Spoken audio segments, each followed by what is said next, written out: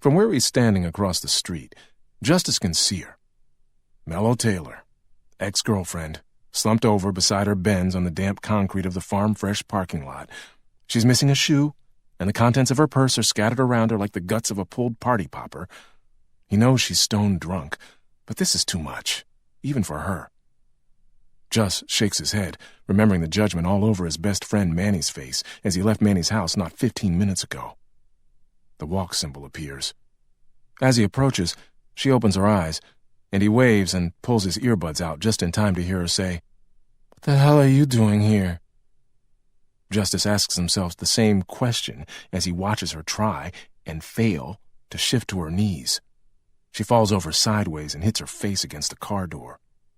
He drops down and reaches for her cheek, which is as red as the candy apple paint job. "Damn, Melo, are you okay?" She pushes his hand away. "What do you care?"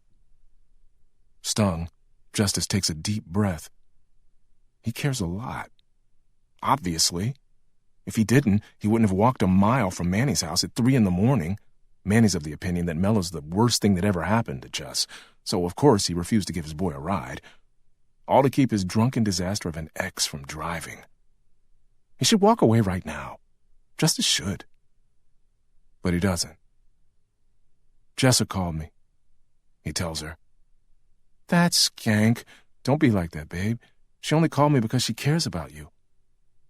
Jessa had planned to take Melo home herself, but Mel threatened to call the cops and say she'd been kidnapped if Jessa didn't drop her at her car. Melo can be a little dramatic when she's drunk.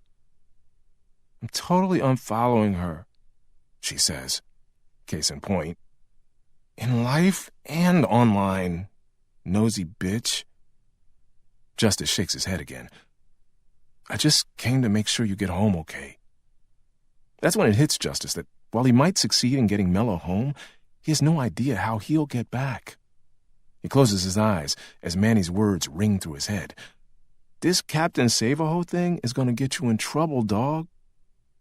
He looks Melo over. She's now sitting with her head leaned back against the car door, half asleep, mouth open. He sighs. Even drunk, just can't deny Melo's the finest girl he's ever laid eyes, not to mention hands on. She starts to tilt, and Justyce catches her by the shoulders to keep her from falling. She startles, looking at him wide-eyed, and Jus can see everything about her that initially caught his attention. Melo's dad is this Hall of Fame NFL linebacker, big black dude, but her mom is from Norway. She got Mrs. Taylor's milky Norwegian complexion, wavy hair the color of honey, and amazing green eyes that are kind of purple around the edge, but she has really full lips, a small waist, crazy curvy hips, and probably the nicest butt Jus has ever seen in his life. That's part of his problem. He gets too tripped up by how beautiful she is.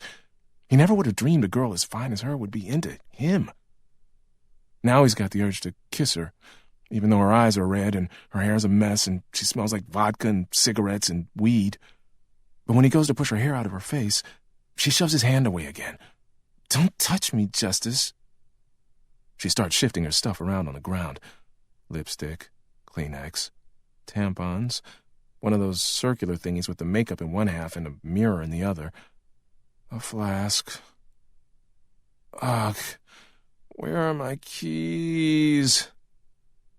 Justyce spots them in front of the back tire and snatches them up. "You're not driving, Melo." "Give 'em." She swipes for the keys, but falls into his arms instead. Justyce props her against the car again and gathers the rest of her stuff to put it back in her bag, which is large enough to hold a week's worth of groceries. What is it with girls and purses the size of duffel bags? He unlocks the car, tosses the bag on the floor of the back seat, and tries to get Melo up off the ground. Then, everything goes really wrong, really fast. First, she throws up all over the hoodie Jess is wearing, which belongs to Manny, who specifically said, "Don't come back here with throw up on my hoodie." Perfect.